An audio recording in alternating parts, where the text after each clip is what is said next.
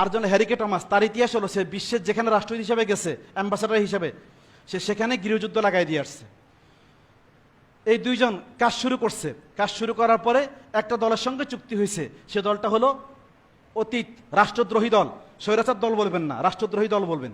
কি বলবেন? আসতে বলে কথা এটা,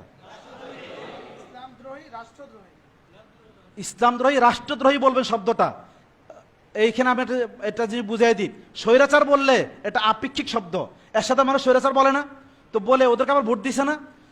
স্বৈরাচারে কোনো বিচার হয় না সহজে, কিন্তু রাষ্ট্রদ্রোহী বললে তার পক্ষে কেউ কথা বলতে পারে না। এখন স্বৈরাচার আমাদের মুখের উপর উঠে দেওয়ার কারণে এখন তার পক্ষে অনেক লোক কথা বলতেছে, কিন্তু আবার ওই স্বৈরাচার ওই রাষ্ট্রদ্রোহীদেরকে আবার আনার জন্য চেষ্টা চলতেছে। কেন চলতেছে? কারণ আমরা আমাদের মুখে উঠেছে স্বৈরাচার, এরা স্বৈরাচার না, স্বৈরাচার হইলো কবিরা গুনার মতো, আর রাষ্ট্রদ্রোহী হইলো মুরতাদ হওয়ার মতো। বুঝতে পারছেন? রাষ্ট্রদ্রোহী দল বলবেন, যারা এই দলের পক্ষে কথা বলবে তারাও রাষ্ট্রদ্রোহী। আচ্ছা, এই প্রসঙ্গটা আমি এই জন্য আনলাম কারণ এটা একটা খুব বুদ্ধিভিত্তিক লড়াই চলতেছে আমাদের কাছে, আমরা বুঝতে পারতেছি না। স্বৈরাচার নয়, রাষ্ট্রদ্রোহী দলের সঙ্গে চুক্তি হয়েছে যে আমরা ভিশন 30 বাস্তবায়ন করতে চাই, 30 বছর মেয়াদী প্রকল্প বাস্তবায়ন করতে চাই, তোমরা আমাদেরকে সাপোর্ট দিবা কিনা। তখন তারা বলল হ্যাঁ সাপোর্ট দেবো, কোনো সমস্যা নাই, 30 বছর মেয়াদী প্রকল্প বাস্তবায়ন করো। প্রথম কাজটা কি হবে? শিক্ষাভিত্তিক কার্যক্রমের মাধ্যমে মুসলিম জাতিকে ধ্বংস করার চেষ্টা করতে হবে, সেটা তোমরা করতে হবে। সেই টার্গেট নিয়ে তারা প্রথম কার্যক্রম শুরু করলো। আওয়ামী লীগ সরকার 2009 ক্ষমতায় আসলো, এসে 2010 সালে তারা ঘোষণা করলো আমরা 41 সাল পর্যন্ত ক্ষমতা থাকতে চাই। একথাটা বলছিল কেউ? মনে আছে আপনাদের কথাটা? একটু চিন্তা করেন তো, ওরা 41 কেন বললো, 42 কেন বললো না, 52 কেন বললো না, 32 কেন বললো না? বিষয়টা কি? কেন বললো না? হিসাব করেন, 40 থেকে নির্বাচন বছর বাদ দেন, 40 থেকে এই 10 থেকে 40 পর্যন্ত 30 বছর ভিশন 30 তারা ঘোষণা করছে, কিন্তু আপনারা বুঝতে পারেননি। তারা ঘোষণা করে ওই কার্যক্রম তারা বাস্তবায়ন করছে। 2010 সালে তারা প্রথম যে কাজটা করছে, এসে কারিকুলামে আঘাত করছে। প্রথম কাজ তাদের কারিকুলামে কি আঘাত করছে? একটা শিক্ষা কমিশন তৈরি করা হয়েছে। বাংলাদেশে মোট 10টা শিক্ষা কমিশন তৈরি করা হয়েছে। এই 10টা শিক্ষা কমিশনের একই সুপারিশ ছিল সবসময় যে ন্যাশনাল কারিকুলাম থেকে ধর্মীয় শিক্ষাকে বিলুপ্ত করে দেন, কমায় দেন, যেভাবে কমায় দেন। এটা স্বাধীনতার পর থেকে নিয়ে কুদরত খোদা শিক্ষা কমিশন থেকে নিয়ে বর্তমান শিক্ষা কমিশন পর্যন্ত প্রত্যেক শিক্ষা কমিশনে একই সুপারিশ। তো কবির চৌধুরীর যে শিক্ষা কমিশন তৈরি করা হয়েছে, এদের মাধ্যমে প্রথম এসে তারা যে কাজটা করছে, স্কুলে কোনো কারিকুলাম পরিবর্তন করার আগে স্কুলে একটা বই আছিল, যে বইয়ের নাম হলো ইসলাম শিক্ষা, ছিল না? বর্তমানে সে বইটার নামটা কি? ইসলাম ও নৈতিক শিক্ষা। ইসলাম ও নৈতিক শিক্ষা। বুঝেন ভিশন 30 বাস্তবায়ন কিভাবে হচ্ছে। তারা প্রথমে এসেই কোনো বইয়ের নাম পরিবর্তন করলো না, সমাজবিজ্ঞান নাম পরিবর্তন করলো না, ম্যাথের নাম পরিবর্তন করলো না, গ্রামের নাম পরিবর্তন করলো না, রাষ্ট্রবিজ্ঞান নাম পরিবর্তন করলো না, প্রথম পরিবর্তন করলো ইসলাম ও নৈতিক শিক্ষা। বিষয়টা কি? ওরা আমাদেরকে মেসেজ দিছে, আমরা বুঝি নেই। দেখেন, আমি যদি বলি মোবাইল ও বই, তাহলে কি বুঝায়? মোবাইল আলাদা বস্তু, বই আলাদা বস্তু, তাই না? বিষয়টা মোবাইল আলাদা বস্তু, বই আলাদা বস্তু। যেটা মোবাইল সেটা বই নয়, যেটা বই সেটা মোবাইল নয়। মাহাতুফ আলাইহির মোগায়ের হয়, যেটা বই সেটা মোবাইল নয়। অর্থাৎ মোবাইলের ভিতরে বই নাই, বইয়ের ভিতরে মোবাইল নাই। ইসলাম ও নৈতিক শিক্ষার অর্থ হলো যেখানে ইসলাম আছে সেখানে নৈতিকতা নাই, যেখানে নৈতিকতা আছে সেখানে ইসলাম নাই, বিপরীত জিনিস। তারা আমাদেরকে প্রথম মেসেজ দিল। নিশ্চিতভাবে আমি বলতে পারি, এই আজকে বলার আগ পর্যন্ত আপনাকে ওইটা চিন্তাও করেননি, বুঝুন।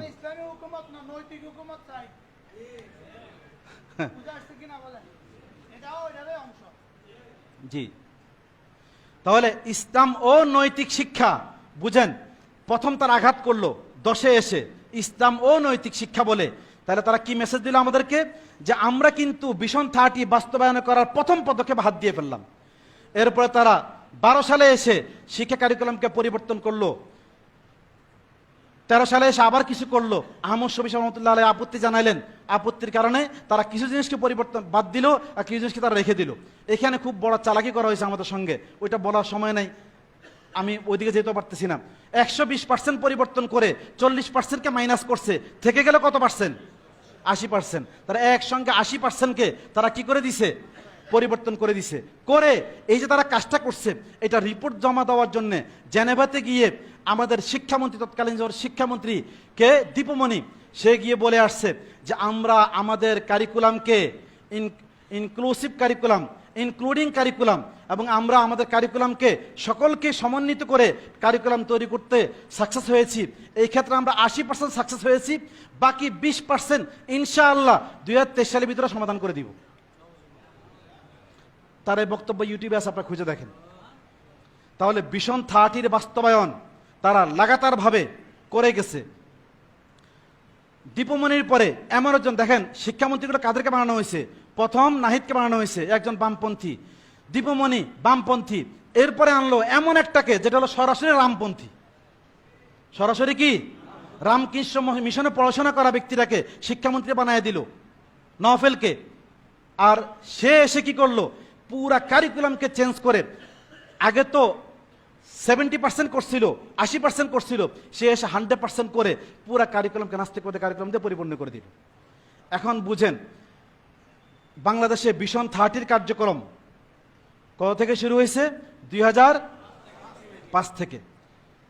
তারা সাকসেস হইতে হইতে এমন পর্যায়ে আসছে। দেখেন হাসিনা ক্ষমতা থেকে যাওয়ার কিছুদিন আগে সে বলছিল যে বাংলাদেশকে পূর্ব তিমুর বানানোর চক্রান্ত চলতেছে, কথাটা বলছিল। কারো কেউ শুনছেন? এরা কেউ শুনেনি, শুনেননি আপনারা? সে কথাটা কেন বলছিল জানেন? সে দেখছে যে এটা হয়ে যাচ্ছে, অলরেডি হয়ে গেছে। তার দায় সারার জন্য নাম্বার 1 সে দেশপ্রেমের জন্য বলে নেই, সে আরেকটা কারণে বলছে। ভারতের চাহিদা হলো এখানে, ভারতের চাহিদা কি? ভারতের চাহিদা হলো বাংলাদেশকে তারা হায়দ্রাবাদ বানাবে অথবা সিকিম বানাবে, অর্থাৎ পুরোটা তারা ভোগ করবে। আর পশ্চিমাদের টার্গেট হলো বাংলাদেশের ফেনীর পরের অঞ্চল যেটা আছে এটা বাংলাদেশ থাকবে, ফেনীর ওই পারের অঞ্চলটা এটা মিজোরাম, ত্রিপুরা, মিজোরাম এবং আরাকান, এই অঞ্চলটা মিলে কি হবে, একটা জিউস কান্ট্রি হবে। জিউস কান্ট্রি বুঝতে পারছেন? জুডাইজম মানে ইহুদি এবং খ্রিস্টান দুইটা সমন্বয় একটা কান্ট্রি তৈরি হবে। আপনার বলেন এখানে ইহুদি কান্ট্রি কোত্থেকে আসবে? ওই ইতিহাসে গেলে আবার আমার লম্বা সময় চলে যেতে হবে যে ইহুদি রাষ্ট্র বানানোর জন্য কেন টার্গেট নেওয়া হয়েছে, এখানে কি জন্য এখানে কাজ করা হয়েছে। আমি সেই ইতিহাসে একটু পরে যাই। তাহলে বুঝেন পশ্চিমাদের টার্গেট হলো এইটা, আর ইন্ডিয়ার টার্গেট হলো ওইটা। এখন হাসিনা তো ইন্ডিয়ার পক্ষে ছিল সোজা হিসাব, অতএব সে ইন্ডিয়ার ফেভার করছে বিধায় তো তার বিরুদ্ধে তারা লেগে গেছে। এখন বুঝেন এখানে যে কাজটা করা হয়েছে, হাসিনাও দেশপ্রেমিক ছিল না, সে ছিল রাষ্ট্রদ্রোহী একজন ব্যক্তি, যে এই রাষ্ট্রকে বিক্রি করে দিয়েছে অন্যের কাছে, এ রাষ্ট্র সকল কিছুকে শেষ করে দিয়েছে। এখন যারা আসছে তারা কি, এ ছিল ভারতের গোলাম আর এ হলো পশ্চিমাদের গোলাম। একজন গোলামি করে মুখ্যমন্ত্রী হতে চেয়েছে আর আরেকজন গোলামি করে জাতিসংঘের মহাসচিব হতে চাচ্ছে। যদি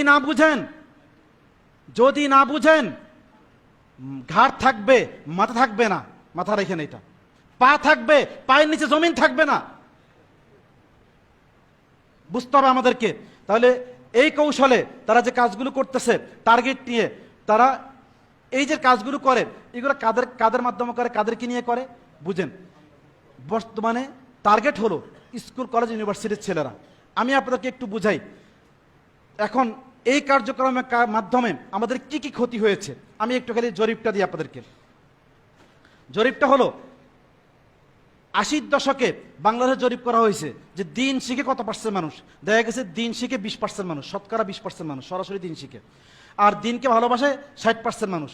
2015 সালের জরিপে আসছে দিন শিখে সরাসরি শতকরা 2% মানুষ, সরাসরি দিন শিখে 2% মানুষ, আর দিনকে ভালোবাসে 20% মানুষ, অর্থাৎ 22%। কমে আসতো কত পার্সেন্ট? 80 থেকে কমে 22%-এ আসতো। 35 বছরের ভিতরে এমন কি ঘটলো যে ধর্মর শিক্ষার এই পরিণতি হলো? কারণটা কি? কারণটা হলো আমি আপনাদেরকে একটু বুঝিয়ে বলি। দেখেন মানুষ দিন শিখতো, মানুষ দিন শিখে 3টা মাধ্যমে। সাধারণ মানুষরা, ওলামায়ে কেরাম না, সাধারণ মানুষের দিন শিখে 3টা মাধ্যমে। 1 নম্বর হলো সাধারণ মানুষ দিন শিখে ওলামায়ে কেরামের সহবতের মাধ্যমে। ওলামায়ে কেরামের সহবত ছাড়া সাধারণ মানুষ দিন শিখার উত্তম কোনো পন্থা, সহজ কোনো পন্থা নাই আর দুনিয়াতে। ওলামায়ে কেরামের সহবতের মাধ্যমে তারা দিন শিখতো, এটা খানকার মাধ্যমে, দাওয়াত তাবলীগের মাধ্যমে, ওয়াজ নসিহতের মাধ্যমে। এখন আস্তে আস্তে খুব সুকৌশলে এই প্রত্যেকটাকে কি করে দেওয়া হয়েছে? নিষ্ক্রিয় করে দেওয়া হয়েছে। ওলামায়ে কেরামের প্রতি আওয়ামকে বিদ্বেষ তৈরি করে দেওয়া হয়েছে, যার কারণে আওয়াম আর ওলামায়ে কেরামের কাছে আসে না। আবার ওলামায়ে কেরামও বিভিন্ন কারণে যেতেও পারে না, সীমাবদ্ধ থাকার কারণে। তাহলে দুটোর কারণেই একটা রাস্তা বন্ধ। নাম্বার 2, দ্বিতীয় মাধ্যম ছিল মসজিদ ভিত্তিক মক্তব্য মাধ্যমে দিন শিক্ষা। ব্রিটিশ পিরিয়ডে এই বাঙ্গাল অঞ্চলে, শুধু বাংলাদেশ না, বাঙ্গাল অঞ্চলে ইয়েদের সংখ্যা কি বলে এটার নাম, মুসলমানদের সংখ্যা, এই মক্তবের সংখ্যা ছিল 80,000, আর স্বাধীনতার পরে এই পর্যন্ত বাংলাদেশে এখন মসজিদের সংখ্যা হলো বাংলাদেশে 3,51,250টা, এর মধ্যে মক্তব চলে শুধুমাত্র 40 থেকে 50,000 মসজিদে। তার চেয়ে আমরা কমে গেছি। মোগলদের আমলে রাষ্ট্রীয় পৃষ্ঠপোষকতায় মক্তব পরিচালনা করা হতো, ব্রিটিশ পিরিয়ডে বন্ধ করা হয়েছে। আমাদের দেশ স্বাধীন হওয়ার পরেও এটা খুলে দেওয়া হয়নি, আমাদের দেশ রাষ্ট্র এটা কখনো পৃষ্ঠপোষকতা করেনি, এখনো পর্যন্ত করতেছে না। তাহলে বুঝেন মক্তব শিক্ষা এটার মাধ্যমে বন্ধ হয়ে গেছে। আরেকটা কারণ আছে বন্ধ হওয়ার কারণটা কি? আমরা যারা মক্তব পরিচালনা করতাম, আমরা মক্তব পড়ানো বন্ধ করে দিছি। আমাদের কাছে এটা গুরুত্বহীন হয়ে গেছে। কেন গুরুত্বহীন হয়েছে?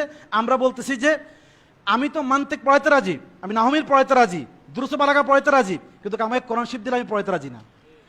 যে খতিব সাহেবকে বলা আপনি কোরআন শরীফ পড়ান, উনি আপনি আমাকে অপমান করলেন, কি বলেন আমি কোরআন শরীফ পড়াবো? কোরআন শরীফ তো মুয়াজ্জিন সাহেব পড়াবে। ও ভাই, কোরআনকে এহানত অন্য কেউ করে না, কোরআনকে এহানত আমরা করি। কোরআনের নাম হাফেজা, কোরআনের নাম রাফেআ। কোরআন কোন জাতিকে সুমহান বানায় দেয় আর কোন জাতিকে নিচে নামায় দেয়। কোরআনকে যখন মূল্যহীন বানানো হয় তখন কোরআন ওই জাতিকে নিয়ে নিচে নেমে যায়, আর কোরআনকে যে মূল্যায়ন করে কোরআন ওই জাতিকে নিয়ে আকাশের দিকে উঠে যায়। আবু দারদা রাদিয়াল্লাহু আনহু যখন বাহরাইন বিজয় করছেন, বিজয় করে যখন আসতেছিলেন, তো রাজা আর রানীকে বেঁধে যখন হাত বেঁধে নিয়ে আসতেছিলেন, তো রাজা আর রানী কান্না করতেছিল যে আমাদেরকে কেন তুমি হাত বেঁধে নিয়ে যাচ্ছ? আমরা তো সম্মানিত ব্যক্তি, আমরা আজকে গোলামের রূপান্তর হয়ে গেলাম, আমরা দাসীদের রূপান্তর হয়ে গেলাম। তোমরা তো চাষা ছিলা, তোমরা তো রাখাল ছিলা, তোমরা তো যাযাবর ছিলা। তো আবু দারদা বলেন, হ্যাঁ সত্য বলছো, তুমি সত্য বলছো, যাযাবর ছিলাম, রাখাল ছিলাম, চাষা ছিলাম, কিন্তু মুহাম্মদুর রাসূলুল্লাহ সাল্লাল্লাহু আলাইহি ওয়াসাল্লাম আমাদের মাঝে এসেছেন। তিনি এসে আমাদেরকে এমন কোরআন দিয়েছেন, কোরআনের সঙ্গে আমরা সম্পৃক্ত হওয়ার কারণে কোরআন আমাদেরকে সুমহান জাতিতে রূপান্তর করে দিয়েছে। আর তোমরা কোরআনকে পরিত্যাগ করার কারণে কোরআন তোমাদেরকে রাজা এবং সম্মানিত হওয়ার পরও তোমাদেরকে সে অসম্মানিত করে দিয়েছে, গোলাম আর দাসে রূপান্তর করে দিয়েছে। ও ভাই, কোরআনকে অপমান আমরা করি, অন্য কেউ না। কোরআনকে মাদ্রাসার নুরানি হুজুর সবচেয়ে বেশি সম্মান কম। যে হুজুর কম পারে হুজুরে কোরআন তর্জমা দিয়ে দেওয়া হয়, মানে আমরাই কোরআনকে অবমূল্যায়ন করি। খতিব সাহেব নিজের ইগুতে লাগে আমি কিভাবে কোরআন শরীফ পড়াবো। কোনো শায়খুল হিসেবে কোরআন শরীফ পড়াতে বলে তিনি খুব কষ্ট পান, অথচ আমাদের আকাবের শায়খুল হিসেবরা কোরআন শরীফ পড়াইছেন। এখনো কিশোরগঞ্জে জামিয়া ইমদাদিয়ার মুহাদ্দিস সাহেব, উনি হাদিস পড়ায়া সারাদিন ঘুরে ঘুরে হাদিস পড়ান। কয়েকদিন আগে দারুল উলুম দেওবন্দ থেকে দিনিয়াতের ফিকির নিয়ে, এই যে দিনিয়াতের ফিকির নিয়ে দারুল উলুম দেওবন্দ থেকে জামাত আসছিল একটা, আবুল কাসেম নোমানী সাহেব পাঠাইছিলেন। ওনারা কারগুজারি শুনাইছেন যে প্রত্যেকেই শায়খুল হাদিস, প্রত্যেকেই মুহাদ্দিস, অথচ প্রত্যেকেই মুক্তবে পড়ান। তাহলে এখন বুঝেন এটা বন্ধ হওয়ার কারণ হলো আমাদের কাছে মূল্যহীন হয়ে গেছে। নাম্বার 2 হলো ভাই, এই প্রতিষ্ঠানের কাছে মানুষ দিবে কেন?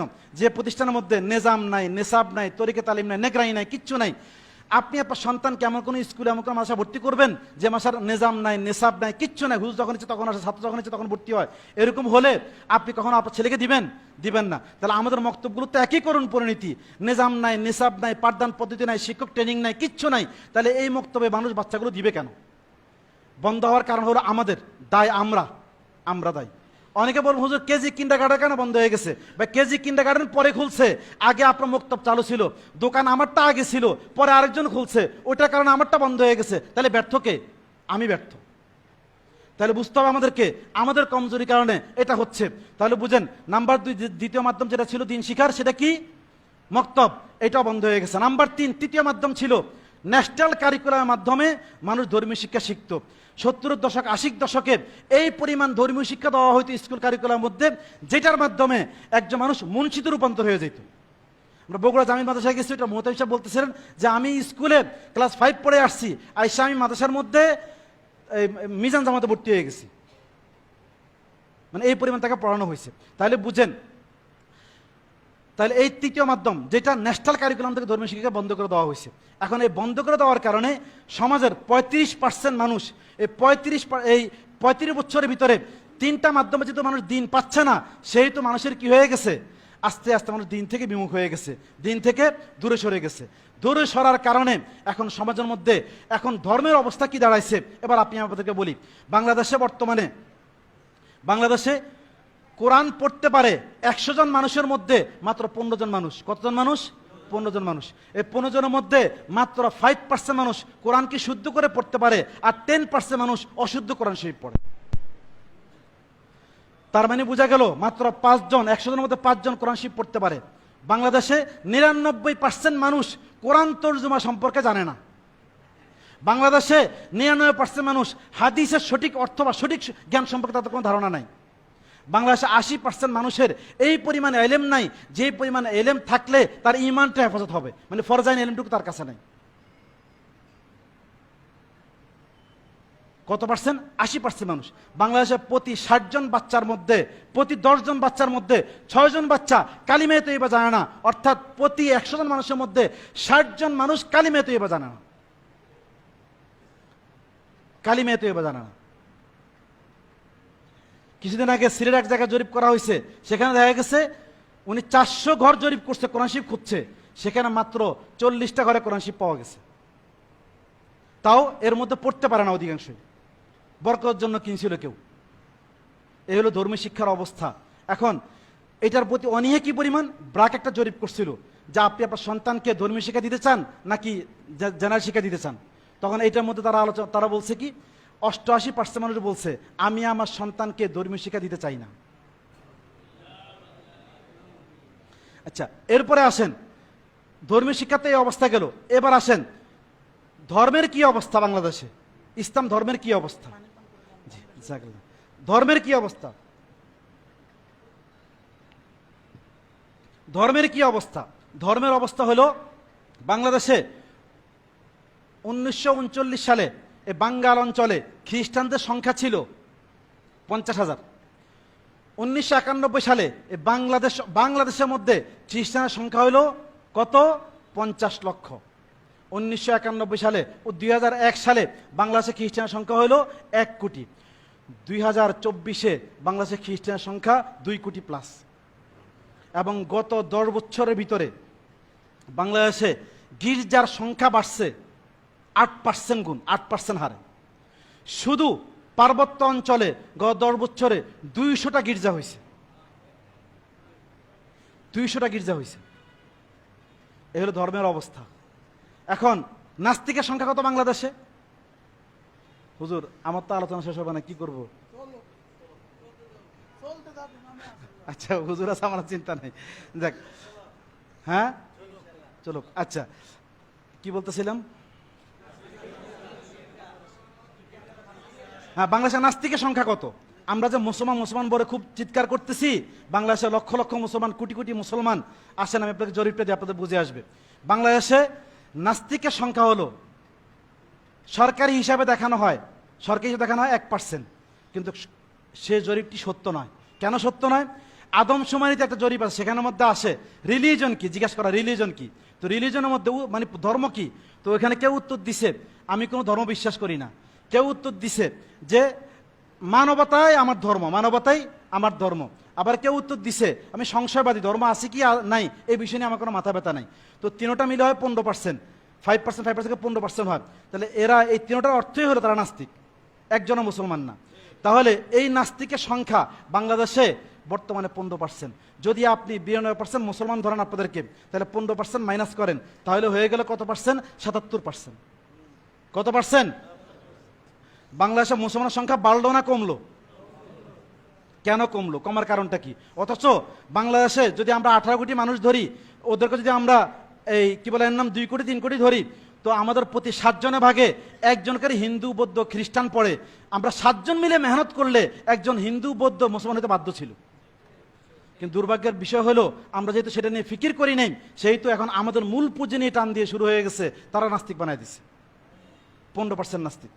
আচ্ছা, এটা ধর্মের অবস্থা। এবার আসেন ধর্ম শিক্ষা না থাকার কারণে এবং ধর্মের এই অবস্থা হওয়ার কারণে নৈতিক অবক্ষয় কোথায় গিয়ে দাঁড়াইছে। বাংলাদেশে প্রতি 30 সেকেন্ডে একটা করে অবৈধ গর্ভপাত হচ্ছে, যার 35% হলো প্রেমজনিত কারণে। কি কারণে? প্রেমজনিত কারণে। বাংলাদেশে প্রতি 3 মিনিটে একটা করে তালাক হচ্ছে, যার 70% কারণ হলো নারীদের কারণ। কারণটা কি? কারণটা নারীদের বলতে নারীদের দোষ না এখানে। কারণটা হলো স্কুলের মধ্যে যে বইটা পড়ানো হয় সেখানে ফেমিনিজম পড়ানো হয়। ক্লাস 5-এর বই আপনারা খুলে দেখেন, মানবাধিকারের নাম দিয়ে যেখানে বইটা দেওয়া আছে, লাস্টের দিকে দেখবেন সেখানে দেওয়া আছে নারীর অধিকার। তো নারীর অধিকার নিয়ে আমাদের কোনো আপত্তি নাই, নারীর ন্যায্য অধিকারের পক্ষে আমরা, নারীর সমান অধিকারের পক্ষে না আমরা। নারীর ন্যায্য অধিকারের পক্ষে, নারীর কি অধিকারের পক্ষে না আমরা? কারণ একজন বাচ্চা আর বুড়া সমান অধিকার হলে বাচ্চা ঠকে যাবে, নাহলে বুড়াট হয়ে যাবে। তো নারীর ন্যায্য অধিকারের পক্ষে আমরা, নারীর সমান অধিকারের পক্ষে না। ওরা সমান অধিকার শিখাই দিছে। ওইখানে বলছে তুমি একজন নারী, তোমার পুরুষ যে হবে স্বামী সেও একজন পুরুষ মানুষ, তুমি মানুষ, তো তোমারও অধিকার আছে তার অধিকার আছে, কেউ কারো অধীনে থাকা দরকার নাই, তুমিও স্বাধীন থাকবা সেও স্বাধীন থাকবে। এখন যখন স্বাধীনতা শিখিয়ে দেওয়া হয়েছে, দুই রাজা তো আর এক সংসার চালাইতে পারে না, দুই রাজা এক ঘরে থাকতে পারে না, অতএব ঘরের মধ্যে লড়াই হয়ে ঘরগুলো ভেঙে তছনছ হয়ে যাচ্ছে। বুঝতে পারতেছেন বিষয়?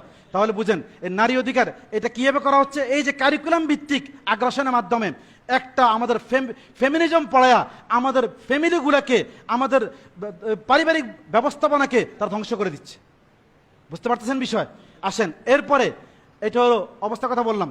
বাংলাদেশে 30 লক্ষ ড্রাগ এডিক্টেড আছে যারা কি করে, মদ পান করে। 30 লক্ষ, 30 লক্ষ।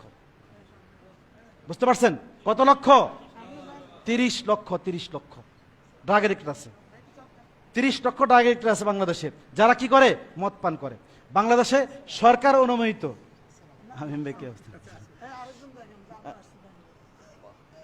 কেমন আছেন? সব বড় বড় মানুষগুলো চলে আসছে।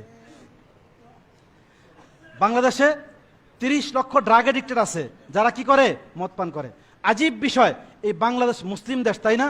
সরকার রেজিস্টার্ড কৃত বাংলাদেশে এই মুহূর্তে 1 লক্ষ পতিতা আছে যারা দৈনিক এমন জমিনে জিনা করে, 3 লক্ষ বার জিনা করে, যে জমিনে আজান হয়, আল্লাহু আকবার বলা হয়, ক্বাল আল্লাহ ক্বাল রাসূল পড়া হয়, বাচ্চারা কোরআন শরীফ পড়ে, আর ওলামায়ে কেরাম চোখের পানি ফেলে, এরকম জমিনে দৈনিক 3 লক্ষ বার সরকার অনুমোদিত জিনা হয় বাংলাদেশে।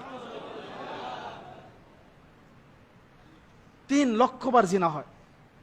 এটা আমি সরকারি হিসাবে বললাম, বেসরকারি হিসাবে কত কোটি হয় সেটা আমি জানি না, আল্লাহ ভালো জানে। নৈতিক অবক্ষয় কোথায় গিয়ে দাঁড়াইছে? একটা সংস্থা জরিপ করছে, বাংলাদেশের 9-10 পড়া অবস্থায় 20% ছেলে মেয়ে তারা তাদের সতীত্ব হারায় ফেলে। সতীত্ব হারায় ফেলে।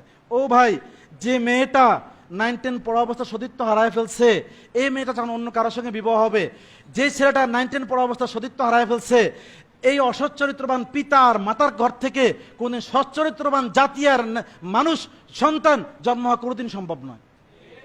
ওরা আমাদেরকে শেষ করে দিচ্ছে, শেষ করে দিচ্ছে। আমরা বুঝতেও পারতেছি না কি হচ্ছে আমাদের উপরে, কি চলতেছে।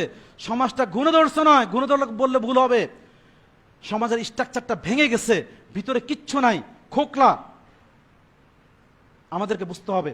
এই বাংলাদেশে এই সরকার আসার পরে সরকারি হিসাবে 1 লক্ষ সমকামী আছে সরকার রেজিস্টার্ডকৃত, যাদেরকে 64 জেলার 40 জেলায় অফিস খুলে দেওয়া হয়েছে।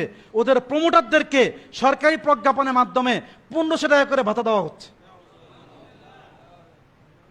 এই প্রজ্ঞাপন আমার কাছে আছে, দেখতে চাইলে আমি দেখাই দিব। প্রজ্ঞাপন আমার কাছে আছে। এই সরকার করছে। বুঝতে পারছেন বিষয়? বুঝতে পারিনি আমি আপনাদেরকে। এই হলো ধর্মীয় শিক্ষা না থাকার ফল কি দাঁড়াচ্ছে। একটু আল্লাহ চিন্তা করি, কোথায় গিয়ে দাঁড়াচ্ছি আমরা। এরকম মুসলমান দিয়ে আমার কি কাজ হবে? যে মুসলমান আল্লাহকে ভয় করে না, যে মুসলমান কালিমা জানে না, যে মুসলমানের মূল ধর্মীয় গ্রন্থ কোরআন সম্পর্কে 99% মানুষ জানে না, যে মুসলমান কোরআন শরীফ পড়তে পারে না, এই মুসলমান দিয়ে আমার কিছু হবে না। যেমন হবে না কোথায়? ওই যে 99% মুসলমান আছে কোথায়? তাজিকিস্তানে, ইমাম আবু হানিফার দেশ, আল্লামা রুমির দেশ, আল্লামা ইকবালের দেশ। সেখানে ঈদ পালন করা নিষেধ, দাড়ি রাখা নিষেধ, একটা মাদ্রাসা করা আছে, 20 জন ছাত্র ভর্তি করা যাবে না, হিজাব পরা নিষেধ, হিজাব পরা নিষেধ। ইমাম বুখারীর দেশ উজবেকিস্তান, যদি আওয়ামকে দিন না দেওয়া হয় কি পরিণতি আমাদের জন্য অপেক্ষা করতে সেটা একটু বুঝেন। 96% মুসলমানের দেশ, 96% মুসলমান উজবেকিস্তান। ইমাম বুখারী রহমতুল্লাহ আলাইহি যে মাদ্রাসায় পড়ছেন, পড়াইছেন, 10,000 ছাত্র যে মাদ্রাসায় একসময় পড়তো, আজকে সেই মাদ্রাসার মধ্যে সেহানের ভিতরে, সেখানে এরিয়ার ভিতরে নতুন যেটা করছে সেটা নয়, পুরানো যেটা তিনি পড়াইছেন, ওইটার মধ্যে বিকেল 4টা থেকে রাত 2টা পর্যন্ত নর্তকীরা নাচে আর শরাবের আড্ডাখানা চলে। আল্লামা জামি রহমতুল্লাহ আলাইহি যে মাদ্রাসায় পড়ছেন, পড়াইছেন, 900 কামরা জামিয়ে তেলায়া লেখা আছে। আপনি এক কামরা দিয়ে ঢুকবেন, আরেক মাথা দিয়ে বের হবেন, প্রত্যেক কামরার সামনে একটা করে হাদিস লেখা আছে, ফাকিহুন ওয়াহিদুন আসাদ্দু আলা শাইতান মিন আলফি আবিদিন, প্রথম হাদিস। আর সর্বশেষ হাদিস, খায়রুকুম মান তাআল্লামাল কোরআন ওয়া আল্লামা। 900 কামরা, যে মাদ্রাসায় 30,000 মানুষ একসময় পড়তে পারত, আজকে সেই জামিয়ে তেলায়াতে বিকেল 4টা থেকে রাত 2টা পর্যন্ত নর্তকীরা নাচে আর সেখানে ডিস্কো ডান্স চলে। আল্লামা জামির মাদ্রাসা, ফকিহ আবুল্লাহ সামারকান্দির মাদ্রাসা এটা। হেদায়ার মুসান্নেফের দেশ ওইটা, যে হেদায়ার মুসান্নেফের কবর। আমি 20 জন মানুষকে জিজ্ঞাসা করছি, কেউ বলতে পারে নাই। এক বৃদ্ধ এসে বলছে এইটা হেদায়ার মুসান্নেফের কবর। বললাম তুমি কেমনে বললা এটা কবর? কয় এটা বলতে পারছি এই জন্য কারণ আমি হেদায়া পড়ছি, ওরা তোকে হেদায়া পড়ে না, কেউ জানে না। আল্লামা মাতুরিদির দেশ, যে আকীদা আমরা লালন করি, মাতুরিদিয়া। ফিকাহ লাইনের ইমাম ফকিহ আবুল্লাহ সামারকান্দি, ইমাম আহমদ, ইমাম বুখারীর হানাফি উস্তাদ, ইমাম বুখারীর কবর সেখানে, ইমাম তিরমিজির কবর সেখানে। হাদিসের লাইনে সবচেয়ে বড় ব্যক্তি, হাদিসের ইমামদের কবর সেখানে। তাসাউফের লাইনে খাজা ওবায়দুল্লাহ হারার, বাহাউদ্দিন নকশবন্দি, ওনাদের প্রত্যেকের কবর সেখানে আছে। প্রত্যেক কবরের সঙ্গে মাদ্রাসা ছিল, আজকে সেখানে মাদ্রাসা বলতে কোনো কিছু নেই। ইমাম বুখারীর লিখিত কিতাবগুলো মিউজিয়ামে চলে গেছে, আর মাদ্রাসাগুলো মিউজিয়ামে রূপান্তর হয়ে গেছে, নর্তকীর আড্ডাখানে রূপান্তর হয়ে গেছে। সবচেয়ে বড় জামে মসজিদটা বিবি খানম মসজিদ, যেখানে 1.5 লক্ষ মানুষ নামাজ পড়তে পারতো, আজকে সেখানে শিশুখালি ভাঙ্গা স্ট্রাকচারটা আছে, আর এটার সামনে কাওয়ালি চলতে হয় সর্বক্ষণ। নিশ্চয়ই আপনারা আমরা ইমাম বুখারীর চেয়ে বড় না, আমরা আল্লামা জামির চেয়ে বড় না, আমরা হেদায়ার মুসান্নেফের চেয়ে বড় না, ইমাম তিরমিজির চেয়ে বড় না, আল্লামা সিরাজির দেশ সেটা, ইমাম নাসাফির দেশ সেটা। আওয়ামকে যখন দিন দেওয়া হয়নি তখন কি অবস্থা হয়েছে? ওই মাদ্রাসাগুলোর ইট খুলে খুলে মানুষ ঘরে ঘরে নিয়ে গেছে। মক্তবের শক্তি বহুত বড় জিনিস। ওইখানকার শেখ রহমতুল্লাহ তিরমিজি, ওনার সঙ্গে ওনার আমি হাদিসে এজাজত দিতে গেছিলাম, তো উনি আমাকে হাদিসে এজাজত দিতে গিয়ে বলতেছেন, বললাম তোমাদের মুখে দাঁড়িয়ে নাই কেন, সবার এই অবস্থা কেন? তো বলতে শোনো, আমাদের উপর 74 বছর পর্যন্ত নির্যাতন চলছে। কারা নির্যাতন করছে? এই রাশিয়ানরা, যার কারণে আমাদের এই করুণ পরিণতি হয়েছে। আমাদের কি হয়েছে? করুণ পরিণতি হয়েছে, আমাদের এই অবস্থা হয়েছে। তো দেখো কি বলে এটাকে, 74 বছরের কারণে আমাদের এই অবস্থা হয়েছে। তো আমি বললাম শোনো, আমাদের আকাবের যারা আছেন, দেওবন্দি আকিদার যে ওলামা একরামরা আছেন, ওনাদের উপর 200 বছর স্টিম রোলার চলছে, গলায় গলায় ফাঁসি ঝুলছে, রাস্তার গাছের গোড়ায় গোড়ায় প্রত্যেক গাছে আমাদের আকাবেরদের ফাঁসিতে তাদের ইয়েগুলো ঝুলতে ছিল। কিন্তু সেখান থেকে আমাদের আকাবাররা গলায় ফাঁসির রশি পরে নিছে, কিন্তু হাত থেকে তসবি ছাড়াই নেই, এবং আওয়ামের মুখ থেকে দাড়ি সরতে দেয়নি। এটা কেন দেয়নি জানো? কেন পারেনি? কেন হয়নি তাদের এটা? ব্রিটিশরা কেন পারেনি? কারণ আমাদের এখানে মক্তব শিক্ষা ছিল, আর তোমাদের এখানে মক্তব শিক্ষা বলতে কোনো ব্যবস্থা নাই। তাই আজকে তোমাদের আওয়াম থেকে দিন তো গেছে, এর সঙ্গে সঙ্গে তোমাদের ওলামায়ে কেরাম থেকে দিনকে মিটা দেওয়া হয়েছে। বুঝে আসছে বিষয়? মক্তব শিক্ষা খুব স্বাভাবিক মনে করেন না। মক্তব শিক্ষাটা বিপ্লব শিক্ষা। মক্তব শিক্ষা দারুল দেওবন্দের মানার মধ্যে লেখা আছে, ইয়ে মাকাতিব কি যে তালিম হয়, ইয়ে মুসলমান কি রেড় কি হাড্ডি হয়। যে মক্তবের যে কোরআনী শিক্ষাটা আছে, সর্বজনীন শিক্ষা, এটা মুসলমানদের মেরুদণ্ডের হাড্ডির মতো। আর আমরা এটাকেই দুর্বল করে দিছি, এটাকেই ছেড়ে দিছি। ভাই এই জন্যেই যদি আমরা আওয়ামকে দিন না দেই, তো ইমাম বুখারার মতো অবস্থা হবে, সামারকান্দের মতো অবস্থা হবে। বাংলাদেশের এই মাদ্রাসাগুলোর মধ্যে ইট খুলে খুলে নিয়ে যাবে। এই সুদূর্ণপুরে ইট খোলার জন্য অন্য জায়গাতে কেউ আসবে না। এখানকার এই পাড়ার এই মহল্লার যে বাচ্চাটা স্কুলে পড়তেছে, যে নাস্তিকবাদী কারিকুলাম পড়তেছে, ওই বাচ্চাটা ইট খুলে নিয়ে যাবে, কোনো সন্দেহ নেই। কারণ যখন আপনি আওয়ামকে দিন দিবেন না, তখন তারা দিনের বিদ্বেষী হবে, আর দিনের বিদ্বেষী হলে দিনওয়ালার বিদ্বেষী হবে। দিনওয়ালা কারা? ওলামায়ে কেরাম। আর দিনওয়ালার বিদ্বেষী হলে তারা দিনে এদারার বিদ্বেষী হবে। দিনে এদারা কোনগুলো? মাদ্রাসা এবং মসজিদ। এই প্রত্যেকটার বিদ্বেষী হবে, হয়ে তারা কি করবে? ওইগুলোর বিরুদ্ধে লড়াই করবে। ভাই আওয়ামকে দিন না দেওয়ার কারণে অবস্থা কি দাঁড়াইছে, আমি একটু প্রেক্ষাপট আপনার সামনে তুলে ধরলাম। আর একটু বুঝেন, স্বাধীনতার পর থেকে নিয়ে এই পর্যন্ত বাংলাদেশে মসজিদের সংখ্যা কমে নেই, মাদ্রাসার সংখ্যা কমে নেই, ওলামায়ে কেরামের সংখ্যা কমে নেই। তিনটা বাড়ছে কি বাড়ে নেই? বাড়ছে। এই তিনটাই দিন বাড়ার উপকরণ। কিন্তু আশ্চর্যের বিষয় হলো, সমাজে দিনদারের সংখ্যা বাড়ছে না কমছে? বলেন, উত্তর দেন এরা। সমাজে দিনদারের সংখ্যা বাড়ছে না কমছে? কমছে। আচ্ছা, মসজিদের সংখ্যা বাড়লো, ওলামায়ে কেরামের সংখ্যাও বাড়লো, মাদ্রাসার সংখ্যাও বাড়লো, তো সমাজে দিনদারের সংখ্যা কমলো কেন? কমার কারণটা হলো, সমাজ যারা বদদিনী দিচ্ছে তারা তাদের মেহনত চালু রাখছে, আর যারা দিন দেনওয়ালা তারা তাদের মেহনতকে বন্ধ করে দিচ্ছে, তাই বদদিনী বাড়ছে। এই জন্য ভাই আমাদের আকাবেরা বহু চিন্তিত এটা নিয়ে। পুরো যেহেতু ওয়ার্ল্ড ওয়াইড কার্যক্রম চলতেছে, কি যে মুসলমানদের যে যে দেশে আছে মুসলমান, আমেরিকা থাকলেও মুসলমান, তাকে ধ্বংস করো। সৌদি আরব থাকলে তাকেও ধ্বংস করো। পাকিস্তান আছে তাকেও ধ্বংস করো। ইন্ডিয়া আছে তাকেও ধ্বংস করো। সবাইকে ধ্বংস করার মিশন একটা, শিক্ষাভিত্তিক কার্যক্রমের মাধ্যমে ওদেরকে ধ্বংস করতে হবে। আচ্ছা, ওরা যে টার্গেট করছে, ওরা কাদেরকে টার্গেট করছে? বাংলাদেশে 5 কোটি বাচ্চা আছে। কত কোটি বাচ্চা?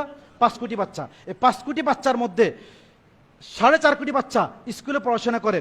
এর মধ্যে 2,61,00,000 বাচ্চা প্রাইমারি, সরকারি প্রাইমারি স্কুল থেকে নিয়ে গ্রাজুয়েশন পর্যন্ত করে। গ্রাজুয়েশন পর্যন্ত করে। কত কোটি বাচ্চা বললাম? 2,61,00,000 বাচ্চা। আর এইখানে কতগুলো শিক্ষা প্রতিষ্ঠান আছে বাংলাদেশে ওদেরকে এই শিক্ষা দেওয়ার জন্য? কতগুলো শিক্ষা প্রতিষ্ঠান আছে বাংলাদেশের? প্রাইমারি স্কুল আছে 65,580টা, বাংলাদেশের কলেজ আছে 5,000, ইউনিভার্সিটি আছে 171টা, উচ্চ বিদ্যালয় আছে 1480টা। বাংলাদেশে ব্রাকের শিক্ষা প্রতিষ্ঠান, কিন্ডারগার্টেন আছে 1,14,000।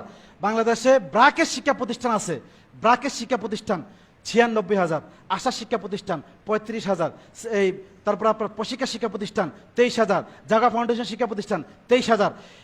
6 লক্ষ শিক্ষা প্রতিষ্ঠানের মাধ্যমে তারা এই 5 কোটি বাচ্চাকে টার্গেট নিয়ে দৈনিক, আমি আপনার যখন এখানে দিনে আলোচনা করতেছি 1 ঘন্টা, তখন তারা 1 ঘন্টা স্কুলে পড়ে একসঙ্গে 5 কোটি বাচ্চাকে তারা নাস্তিক বানায় দিচ্ছে এই 6 লক্ষ শিক্ষা প্রতিষ্ঠানের মাধ্যমে। এখন একটু চিন্তা করেন, এই 6 লক্ষ শিক্ষা প্রতিষ্ঠানের মাধ্যমে তারা কাজ করতেছে। ওরা টার্গেট করলো কাদেরকে?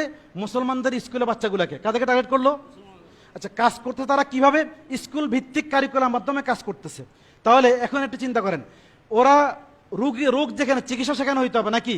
কারো রোগ মাথায়, তার পায়ে চিকিৎসা করলে হবে? হবে না। এখন সমস্যাটা হলো কোথায়? স্কুলে। সমস্যাটা কোথায়? স্কুল ছেলেদের মধ্যে। তাহলে দিন কোথায় দিতে হবে? দিন দিতে হবে সেখানে। বুঝে আসছে কিনা আমার কথা? ভাই, বদদিনী স্কুলে বেশি না মাদ্রাসায় বেশি? বদদিনী বাজারে বেশি না মসজিদে বেশি? তাহলে দিন শুধু মসজিদ আর মাদ্রাসায় কেন? বুঝেন না আমার কথা? যেখানে বদদিনী সেখানে না আপনারা দিন দিবেন, রোগী যেখানে সেখানে না চিকিৎসা করবেন, তাহলে না সমাধান হবে। রোগ অন্য কোথাও, চিকিৎসা অন্য কোথাও, সমাধান তো হবে না ভাই। তাহলে স্কুল শিক্ষার্থীকে তারা টার্গেট করছে, এদেরকে তারা কাজ করতেছে, কারিকুলাম ভিত্তিক কাজ করতেছে। এখন এদেরকে রক্ষা করতে হলে আমাদেরও ওদেরকে টার্গেট করতে হবে, এর সঙ্গে সঙ্গে কারিকুলাম ভিত্তিক কাজ করতে হবে। ওরা শিক্ষাভিত্তিক করতেছে, আমাদের শিক্ষাভিত্তিক করতে হবে। ওরা বুদ্ধিভিত্তিক করতেছে, আমাদের বুদ্ধিভিত্তিক করতে হবে। ওরা যাদেরকে টার্গেট করছে, আমাদের তাদেরকে টার্গেট করতে হবে। বুঝে আসছে বিষয়? এটার জন্য দারুল দেওবন্দ, নদুতুল ওলামা, সাহারানপুর 3 জায়গার ওলামায়ে কেরামের সমন্বয় 200 জন গবেষক আলেম মিলে একটা কারিকুলাম তৈরি করছেন। পুরা বিশ্বের কারিকুলামগুলোকে সামনে আনছেন, স্কুলের কারিকুলামগুলোকে সামনে আনছেন। এনে ওনারা দেখছেন যে কোন কারিকুলামে কি কি দেওয়া হয়েছে, কোথায় কি কি সমস্যা দেওয়া হয়েছে, কিভাবে তাদেরকে নাস্তিক বানানো হয়েছে। তো দেখে ওনারা কি করছেন? একটা কারিকুলাম তৈরি করছেন, যে কারিকুলামের নাম হলো দ্বীনিয়াত। কি নাম ভাই? দ্বীনিয়াত। এই কারিকুলামটা পুরা বিশ্বের 74টা দেশে চলে। কতগুলো দেশে বললাম? আচ্ছা, 74টা দেশে। এরপরে একটা নাম্বার 2, এটা 20টা ভাষা অনুবাদ করে দেওয়া আছে। নাম্বার 3, 4 মাযহাবে লিখে দেওয়া আছে আলহামদুলিল্লাহ। অর্থাৎ যাতে করে উম্মতের কোনো স্তর কি না থাকে, বাকি না থাকে। এখন ওনারা এভাবে করে কাজ করতেছেন, এমনকি সমাজের সর্বস্তর মানুষের জন্য ওনারা কারিকুলাম তৈরি করে দিয়েছেন। স্কুলওয়ালারা বাচ্চাদের জন্য প্রাইমারি কারিকুলাম তৈরি করছে, কিশোরদের জন্য সেকেন্ডারি করছে, যুবকদের জন্য হায়ার সেকেন্ডারি এবং গ্রাজুয়েশন করছে। দিনিয়াতেও ঠিক একইভাবে primary, secondary, higher secondary, diploma course এভাবে করে কারিকুলাম তৈরি করে দিছে। অর্থাৎ একটা বাচ্চা যতদিন সে স্কুলে পড়বে ততদিন যেন তার 1 ঘন্টা করে দিন শেখার সুযোগ থাকে। বুঝে আসছে বিষয়? এখন এইটার জন্য ওনারা খুব টার্গেট নিয়ে, খুব চিন্তা নিয়ে কি করলেন? এই 74 দেখা চললে এর মধ্যে গত কয়েকদিনে, গত মাসে তো না, এই মাসেই হিন্দুস্তান থেকে জামাত আসছিল, পুরা বাংলার সফর করছেন ওনারা। মুফতি আব্দুল মালিক সাহেব সহ সব জায়গায়, হাটাজারি সব জায়গায় গেছেন, রশিদিয়া গেছেন, সব জায়গায় গেছেন। ওনারা বারবার শুনেছেন ইন্ডিয়াতে শুধু ওনারা যে স্টেট থেকে আসছেন, কর্ণাটক স্টেট, ওইখানে 4.5 লক্ষ স্কুলের বাচ্চা ওনাদের অধীনে দিনে তোমার দিন শিখতেছে আলহামদুলিল্লাহ। এবং পুরা ইন্ডিয়াতে 60 লক্ষ স্কুলের বাচ্চা এই কারিকুলামের মাধ্যমে দিন শিখতেছে আলহামদুলিল্লাহ। এবং আমি 2015 দেখে আসছি পাকিস্তানে, সেখানে 15 লক্ষ বাচ্চা দিনে তোমার দিন শিখতেছে। 10 লক্ষ বাচ্চা। শ্রীলঙ্কা 8 লক্ষ বাচ্চা। আমেরিকাতে, ব্রাজিল, চিলি, পেরুগুয়ে, পানামা, বিশ্বে কত দেশের নাম বলবো আপনাদেরকে? আল্লাহ আমাকে 75 দেশ 74 দেশ সফর করাইছে, 5 মহাদেশ সফর করছে। আমি এগুলো বলার সময় নেই আপনাদের কাছে। স্পেনে কাগজের শুনলে আপনাদের চোখে পানি চলে আসবে। হায় রে, মুসলমানদের অবস্থা কি দাঁড়াইছে এখন। মুসলমানরা একটা আরবি শব্দকে খুঁজে, তারা একটা আরবি শব্দ, যে কোথাও একটা আরবি শব্দ দেখি কিনা। আমি দেখছি স্পেনে এক জায়গাতে একজন থেকে কি বলেন নাম, শপে গেছে, ওইখানে সেটা শ্যাম্পু কিনতে, তো শ্যাম্পু কেনার সময় শ্যাম্পুর গায়ে আরবি শব্দ লেখা আছে। তো ওই লোকটা, সে মূলত লেবানিজ, তার পূর্বপুরুষরা লেবানন থেকে হিজরত করে চলে আসছে, সে ওইটাকে দেখে চুমা দিচ্ছে, এইভাবে করতেছে, বৃদ্ধ মানুষ। বললাম কেন এটা করতেছে, তুমি কে? তো সে আমার ভাষা বুঝতেছে না, কারণ সে ইংলিশ পারে না। তো আমি আরবি বলতে, সে আরবিও বুঝে না। তো তারে আমি একজনকে দিয়ে জিজ্ঞেস করলাম যে সেটা কেন চুমা দিচ্ছে, তারা জিজ্ঞেস করো। সে বলতেছে যে তার পূর্বপুরুষদের এইটা ভাষা ছিল, এটাকে সে মনে রাখছে। হ্যাঁ হ্যাঁ হ্যাঁ হ্যাঁ মুসলমান। সাহাবিদের সন্তানরা, ব্রাজিলে গেলে দেখবেন সাহাবিদের সন্তানরা ইমান হারা হয়ে গেছে বহুত আগে, সাহাবায়ে কেরামের সন্তান। ও ভাই, আওয়ামকে দিন না দিলে কোনো উপায় নাই, কোনো উপায় নাই। নিজে দিন উপর টিকে থাকতে পারবেন না। আপনার ব্যক্তিগত জীবনে দিন বাধা আসবে, সামাজিক জীবনে দিন বাধা আসবে, রাষ্ট্রীয় জীবনে দিন বাধা আসবে, প্রত্যেক জীবনে আপনার দিন বাধা আসবে, দিন মানতে পারবেন না। এটার জন্য এই দিনিয়াতের কারিকুলাম মাধ্যমে ওনারা একটা কারিকুলাম তৈরি করছেন, এটার নাম হলো দিনিয়াত। স্কুলের বাচ্চারা 1 ঘন্টা করে মাত্র কতক্ষণ পড়বে? 1 ঘন্টা। এখন ওনারা কারিকুলামটা তৈরি করতে গিয়ে এমন কৌশলে কারিকুলামটা তৈরি করছে, মাথা রাখতে হবে। ওনারা 4টা পলিসি অ্যাপ্লাই করে কারিকুলাম তৈরি করছিল। কারা? যে স্কুলে যে নাস্তিকবাদ দেওয়া হচ্ছে সেখানে 4টা পলিসি অ্যাপ্লাই করা হয়েছে। এখন আমরাও যদি এটা মোকাবেলা করতে হয়, আমাদেরও 4টা পলিসি অ্যাপ্লাই করে কারিকুলাম তৈরি করতে হবে। একটা মাত্র পলিসি ছিল, ওরা কারিকুলাম তৈরি করার ক্ষেত্রে পুরো ওয়ার্ল্ডকে টার্গেট নিয়ে কারিকুলাম তৈরি করছে, পুরো ওয়ার্ল্ডকে টার্গেট করে। নাম্বার 2, ওরা কারিকুলাম তৈরি করার ক্ষেত্রে গবেষক টিম দিয়ে কারিকুলাম তৈরি করছে, নাম্বার 2। নাম্বার 3, ওরা কারিকুলাম তৈরি করার ক্ষেত্রে সকল মানুষের জন্য, শতভাগ মানুষের জন্য কারিকুলাম তৈরি করছে। নাম্বার 4, ওরা পুরো ওয়ার্ল্ডে একটাই থট রাখছে, একটাই মেথড রাখছে। এখন যদি আমরাই কারিকুলাম তৈরি করতে হয়, তাহলে আমাদেরও একই রকম থট নিয়ে কাজ করতে হবে। নাহলে 30 বছরের যুবকের সামনে 3 মাসের বাচ্চা দাঁড়া করে যেরকম টিকবে না, ওরকমভাবে স্কুলে যে নাস্তিকবাদ পড়ানো হচ্ছে, অঙ্কের মাধ্যমে নাস্তিকবাদ পড়ানো হয়, গণিতের মাধ্যমে নাস্তিকবাদ পড়ানো হয়, গ্রামের মাধ্যমে নাস্তিকবাদ পড়ানো হয়, তারপরে আপনার সমাজ বিজ্ঞানের মতো নাস্তিকবাদ পড়ানো হয়, এমন কোনো চ্যাপ্টার নাই, এমন কোনো সাবজেক্ট নাই যেটা মতো নাস্তিকবাদ শিক্ষা দেওয়া হচ্ছে না। তো ওই বাচ্চা যখন আপনার কাছে 1 ঘন্টা মুক্তবে আসবে, আপনি তারা আমপারা কায়দা পড়ায়া তাকে সেখান থেকে রক্ষা করবেন, এটা কোনোদিন সম্ভব নয়। আমরা ভুলটা এখানে করি, মনে করি কি মুক্ত তো আমি চালাইতে আসি, এটুকু হলেই তো হইলো না। ওইটার মোকাবেলা, ক্যান্সারের মোকাবেলা যেরকম প্যারাসিটামল দিয়ে হয় না, অনুভব নাস্তিকবাদের মোকাবেলা শুধু কোরআন শিব দিয়ে হয় না কোনোদিন। ক্যান্সারের মোকাবেলা ক্যান্সারের ওষুধ লাগে, আপনার এখানে ক্যান্সার ওষুধ দিতে হবে। এর জন্য দিনিয়াত ওনারা 200 জন গবেষক আলেম মিলে, বড় বড় চিন্তক ওলামায়ে কেরাম, ওনার একটা কারিকুলাম তৈরি করছেন যে একটা বাচ্চা স্কুল থেকে 1 ঘন্টার জন্য আসবে, সে 5 ঘন্টায় যা পড়ে তার ভিতরে জীবাণু ঢুকবে, ওইটা যেন কি হয়ে যায়, বের হয়ে যায় তার ভিতর থেকে মাত্র 1 ঘন্টার মাধ্যমে। অর্থাৎ 5 ঘন্টার জীবাণু 1 ঘন্টার ভ্যাকসিনে যেন কি হয়ে যায়, মুক্ত হয়ে যায়। তাই ওনারা কি করলেন, এটার মধ্যে দেখেন প্রথম দিছে কোরআন, এরপরে হাদিস, এরপর আকায়েদ মাসাইল, এরপর ইসলামী শিষ্টাচার, এরপর আরবি ভাষা, মোট 5টা বিষয়। এইটার অধীনে 13টা বিষয় দিচ্ছেন। কোরআনকে 2টা ভাগে ভাগ করছে। আমি একটু খেলে আপনাদেরকে বুঝাই যে বুদ্ধিভিত্তিক কাজ কাকে বলে, বুদ্ধিভিত্তিক কিভাবে করতে হয়। কি বলে এটাকে, কোরআনকে 2টা ভাগে ভাগ করা হয়েছে। পুরা নাজারায় কোরআন যদি কোনো বাচ্চা মাত্র 600 ঘন্টা পড়ে, কত ঘন্টা বললাম আমি, 2 বছর বলি নেই, দুনিয়াতে সকল ব্যবসা এখন বর্তমানে চলে hour basis, minute basis, second basis. Mobile আর আপনাদের কাছে সেকেন্ড হিসাব করে টাকা নেয়, তাই না?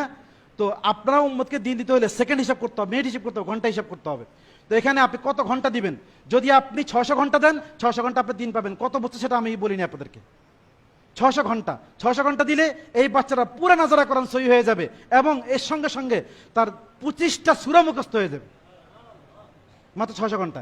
1 নম্বর কোরআন দিয়ে। হাদিসের মধ্যে 2টা ভাগে ভাগ করা, দোয়া ও সুন্নাত, হিফজে হাদিস। দোয়া ও সুন্নাত, হিফজে হাদিস। আচ্ছা, এখানে একটু বুঝেন, দোয়া ও সুন্নাত হিফজে হাদিসের মধ্যে আপনারা বলুন যে দোয়া ও সুন্নাত ভাগ করে দেওয়া আছে, এটা দেখতে খুব সহজ মনে হচ্ছে, দোয়া ও সুন্নাত তো সহজ জিনিস না। এটা কেন দেওয়া হয়েছে আপনাদেরকে আমি বুঝাই। স্কুলে একটা বই আছে, যে বইয়ের নাম হলো জীবন ও জীবিকা। নাম শুনছেন? বই আছে স্কুলে? হুজুর সবাই কাহিল হয়ে গেছে, কাহিল হয়ে গেছেন? আচ্ছা, আল্লাহ, হুজুর আজকে গেট লাগাই নিয়ে মাফ করে দিয়েছে আপনাদেরকে, হুজুর গেট লাগাই দিব কইছে। আচ্ছা, মাশাল্লাহ, হুজুরের মুহিব্বিনরাও মাশাল্লাহ বড় হিম্মত, আল্লাহ মুজাহিদ আল্লাহ বানাইছে। আচ্ছা, কি বলে এটাকে, জীবন ও জীবিকা। ওইখানে একটা বই আছে, এই জীবন ও জীবিকার মধ্যে একটা বাচ্চাকে শিক্ষা দেওয়া হয়েছে, তার সকালে ঘুম থেকে উঠা থেকে নিয়ে আবার ঘুমানো পর্যন্ত 24 ঘন্টার জীবনটা কেমন হবে। যেমন তাকে দেওয়া হয়েছে, সে সকালে ঘুম থেকে উঠবে, উঠে সে প্রথমে কুলি করবে, ব্রাশ করবে, এরপর সে কি করবে, টমিকে খাবার দিবে। কাকে?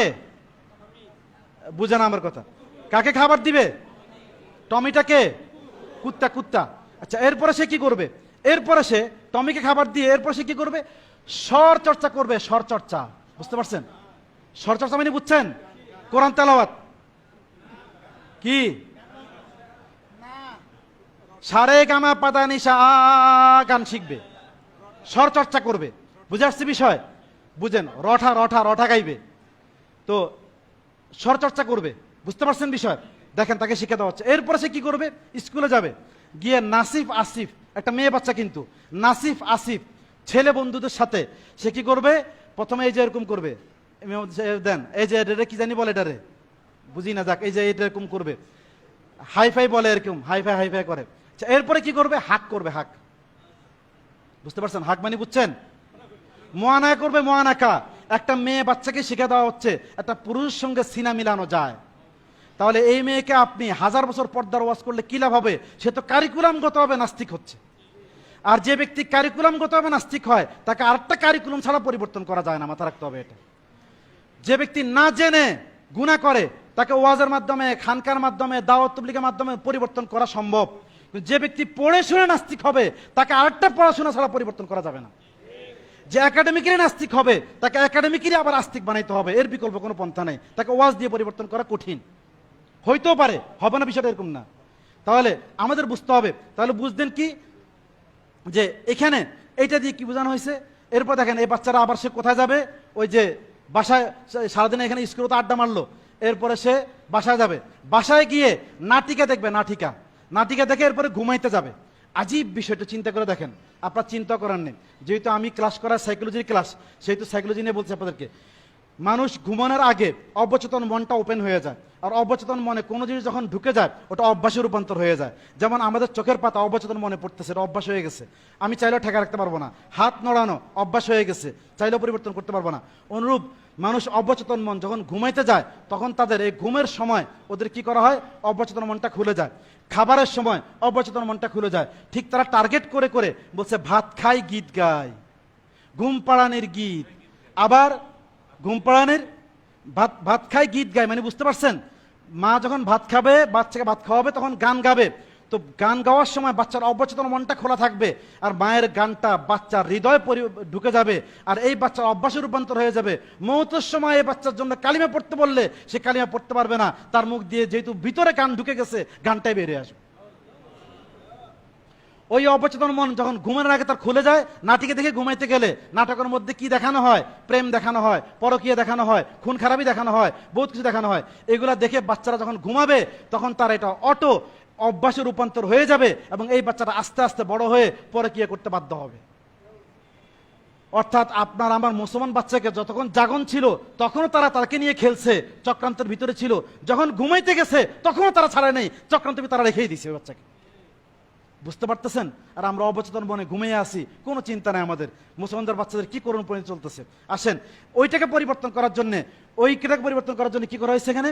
আমরা সকালে ঘুম থেকে উঠে কিনা আবার ঘুমানো পর্যন্ত 24 ঘন্টা রুটিন দিয়ে বলা হয়েছে, বাবা তুমি স্কুলে যে কারিকুলামটা পড়ে আসছো, যে জিনিস তুমি পড়ছো, ওইটা তোমার জীবন ব্যবস্থা নয়, তোমার জীবন ব্যবস্থা এইটা।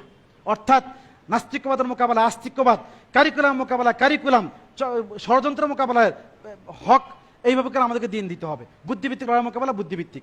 এরপর আসেন আমি সামনের দিকে আগাই। আকায়েদ, আকিদা সহি করে দেওয়া হয়েছে, আকিদা সহি করে দেওয়া হয়েছে, আমি জিজ্ঞেস করার সময় নেই, টাইম শেষ। এরপর আসেন আল্লাহ 99 নাম, এরপর মাসাইল দিয়ে তার সকল মাস্তা শিখে দেওয়া হয়েছে। এমনকি এখানে মাসাইলের মধ্যে, নামাজের মধ্যে এভাবে শিখে দেওয়া হয়েছে, একটা বাচ্চা সে যদি 600 ঘন্টা এটা পড়ে, পড়ার পরে সে যে কোনো জায়গায় গিয়ে জুমার খুতবা দিয়ে জুমার নামাজ পড়াইতে পারবে ইনশাআল্লাহ। ঈদের খুতবা দিয়ে ঈদের নামাজ পড়াইতে পারবে, জানাজা তার বাপের জানাজাটা সে পড়ানো সক্ষম হয়ে যাবে। যদি নাও পড়ায় অসুবিধা নাই, তো তার জেনে থাকা দরকার, জানে রাখা দরকার। এত বুঝতে পারছেন? তাহলে এরপরে আসেন ইসলামী শিষ্টাচার। এইটার মাধ্যমে একটা বাচ্চার তার মন মস্তিষ্ক সকল কিছুকে পরিবর্তন করা হয়েছে 110টা 75 পর্বের মাধ্যমে। এরপরে সিরাত দিয়ে, নবীর জীবনে দিয়ে, সাহাবা কেরামের জীবনে দিয়ে, ও রঠার জীবনে মোকাবেলা করা হয়েছে, বঙ্গবন্ধুর জীবনে মোকাবেলা করা হয়েছে, ওদের জীবনে মোকাবেলা এখানে করা হয়েছে। ওগুলো তোমাদের আইডল না, এরা তোমাদের আইডল। আমি বলার সময় নেই। আচ্ছা, এই হলো শুধুমাত্র বাচ্চাদের বিষয় বললাম। বাচ্চারা যদি খালি এই আমি জিজ্ঞাসা কেমন হুজুর, হুজুর আমরা জিজ্ঞেস করতে বলছে, আপনারা আগামী মাসও শুনবেন নাকি এটা?